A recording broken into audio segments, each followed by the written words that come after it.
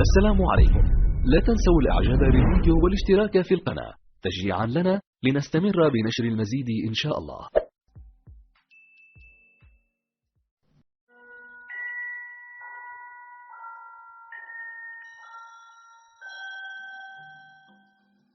When Chris Massey first started theorising about the construction process involved in building the pyramids, much of what shaped his ideas and then formulated his process was already evident and established. The pyramid precinct was already there, 22 feet wide and 33 feet deep. There was evidence of a canal, and there was a covered causeway.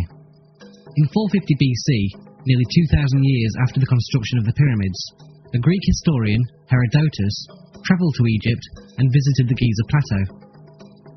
Here, his guide explained to him that the causeway alone took 10 years to build.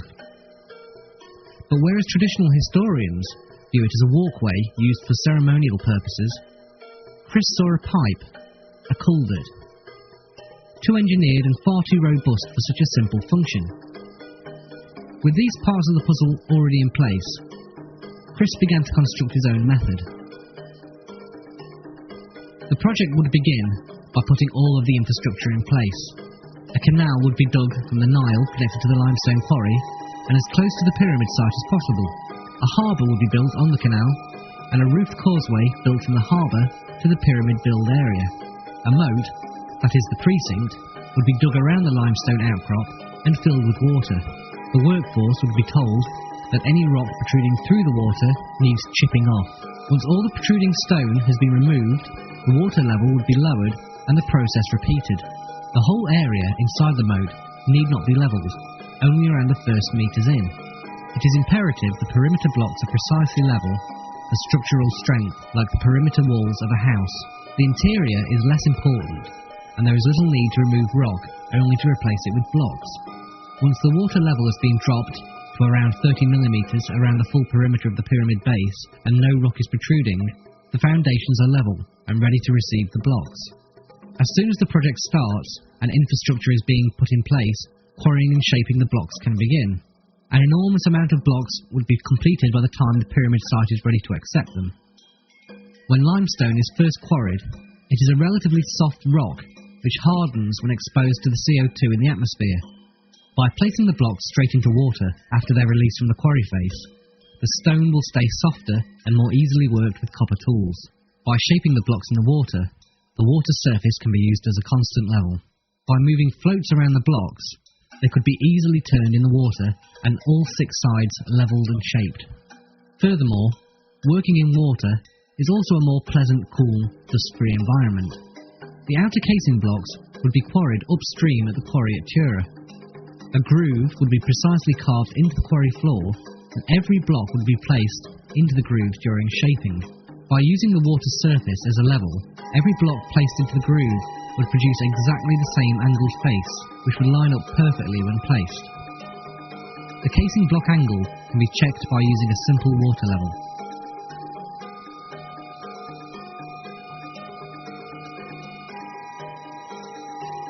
The quarrying process can take place all year round. Once shaped, the blocks would have floats attached and then left in the store area on the quarry floor. Ideally, the floats would be made from cedarwood. The density of limestone is around 2.5 tonne per cubic metre. When placed in water, each cube displaces 1 tonne of water, so you only need 1.5 tonne of buoyant material attached to float a stone block. Cedarwood has a density of around 500 kilograms per cube, so around 3 cubes of cedarwood would be required to float each cube of limestone.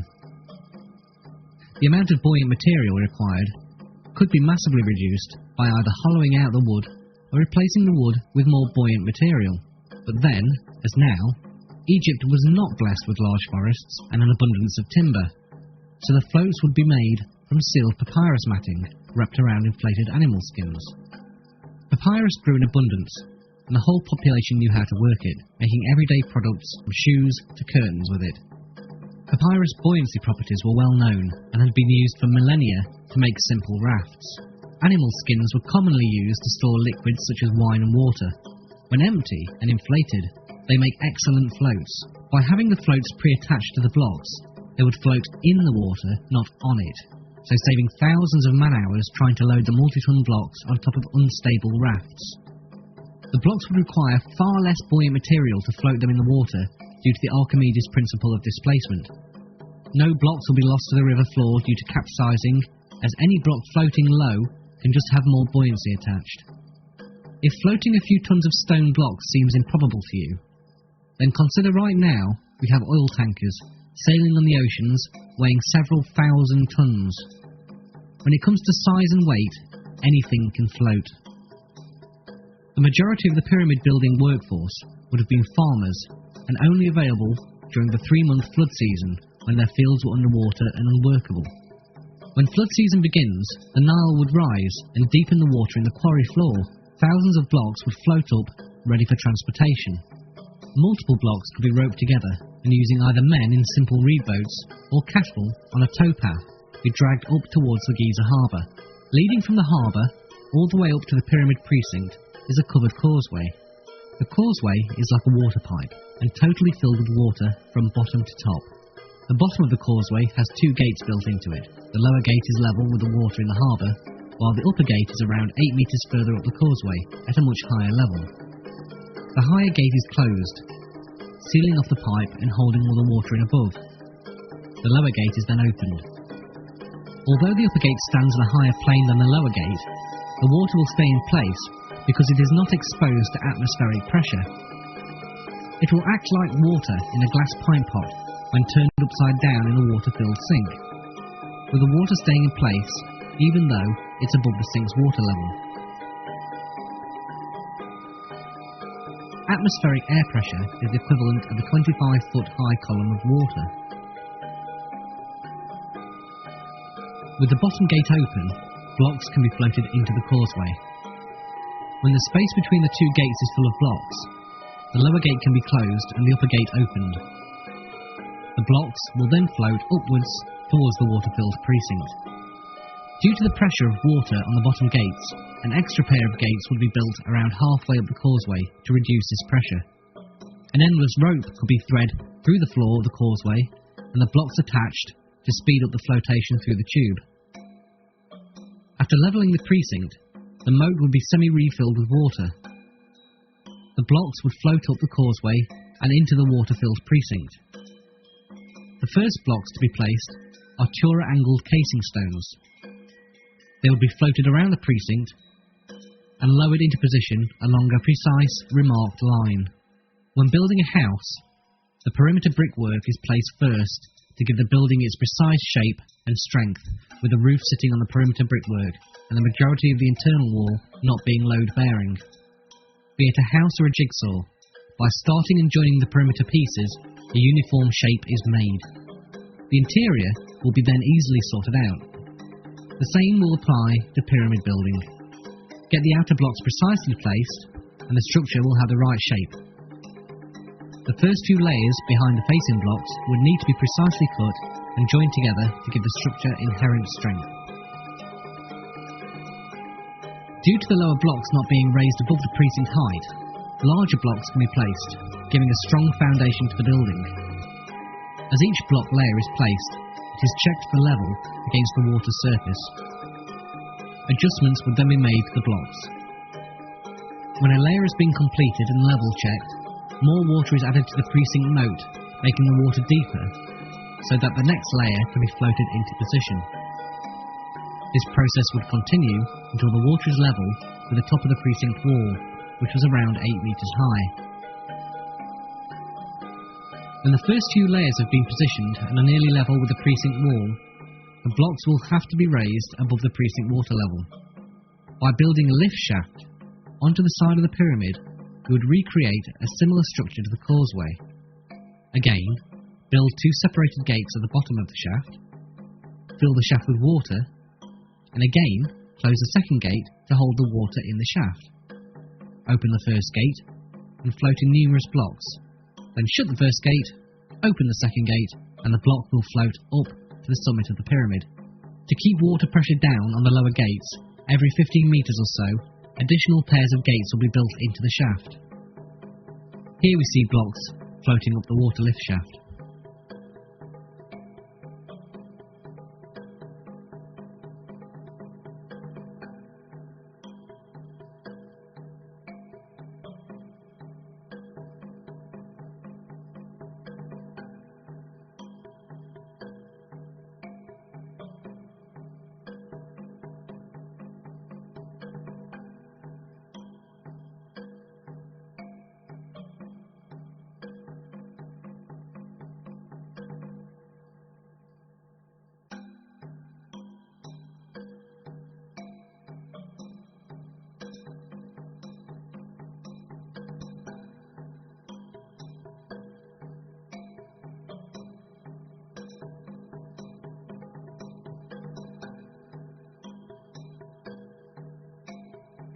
During the process of building the water shaft, the waste side of a facing block would be used to create a perfect seal, as it already starts at the correct angle.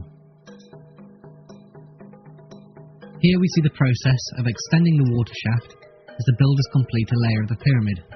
The final facing blocks are moved into place and the temporary wall is extended above. Either mud and masonry walls or a wooden box would be built around and above the lift shaft to form a temporary structure to seal in the water. Here we see an example using the mud and masonry wall. Once the top of the shaft is extended with the mud bricks, it is flooded with water. Because the quantity of water it contains is small compared to the shaft, it doesn't require the same level of reinforcement. Then, each of the blocks needed to create the next level are floated up and into place until the layer is complete. The lift shaft system requires the shaft to be heightened less than a metre for each pyramid level rise, taking relatively little material and time to build, compared to the heightening, widening and lengthening of the traditional ramp theory for each level rise of the pyramid. The shaft wall could be anywhere up to 3 metres thick, circumventing any issues regarding water pressure. Further to this, the shaft would be waterproofed. There are many ways to achieve this given the materials available at the time.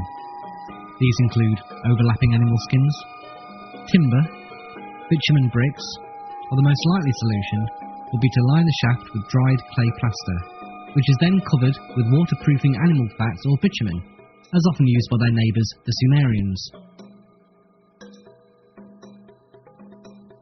After a layer is completed, a gully is built around the perimeter of the upper level. It is made watertight by lining the floor and walls of the gully with mud and let the scorching Egyptian sun bake the clay dry. Once dried, the gully can be filled with water. Levels can again be taken and extra mud applied to the gully floor to make minor adjustments. The lift shafts would be extended to join the gully.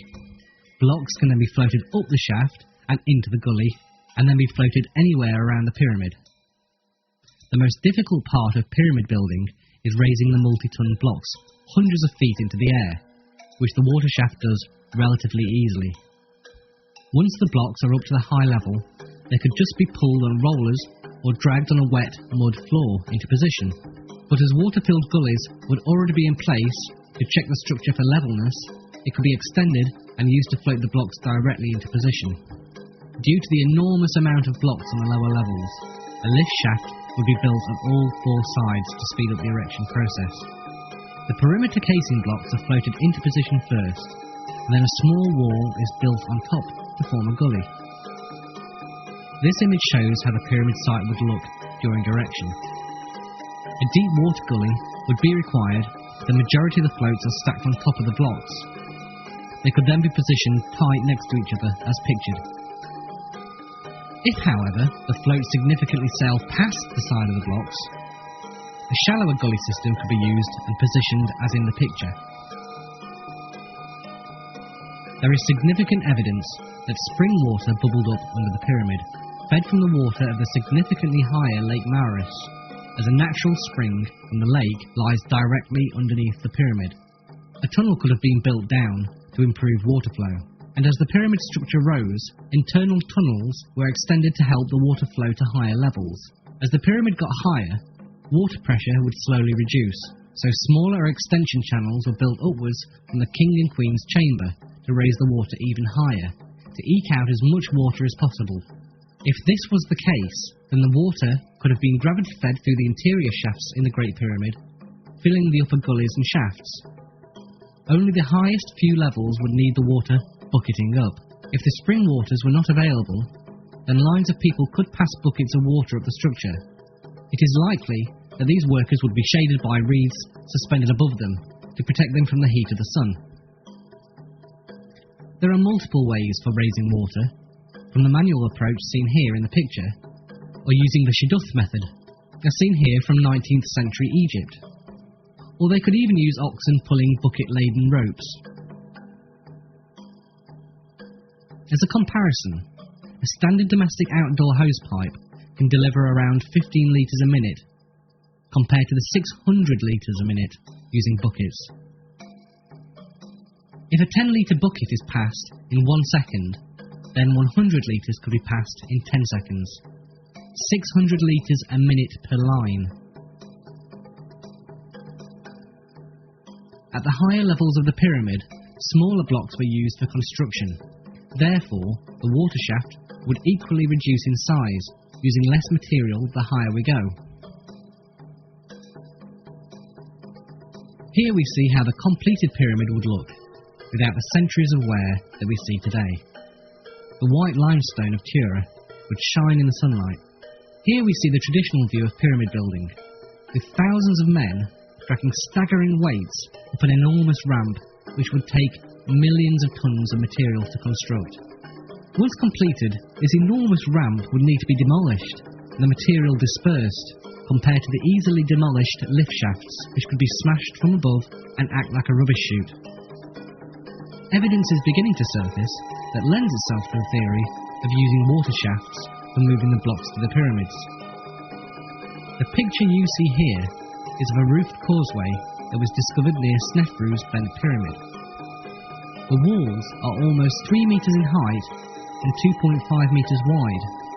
This type of causeway is just like the kind that Chris imagines with his theory. Well, how about this? Here we see the well-preserved causeway at the Pyramid of Unis. Why were the walls built so strong and thick, and such large roof slabs used just to create a walkway?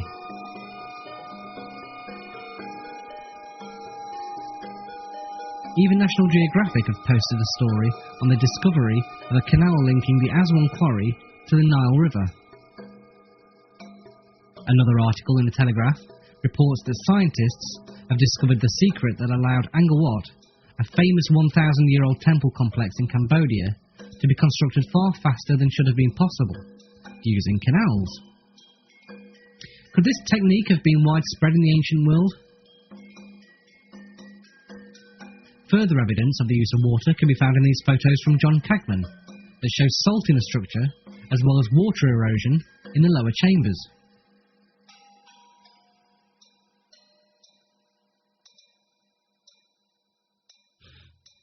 Compelling new evidence is now coming to light that there were significant, large high-pressure springs bubbling up on the Giza plain at the time the pyramids were built.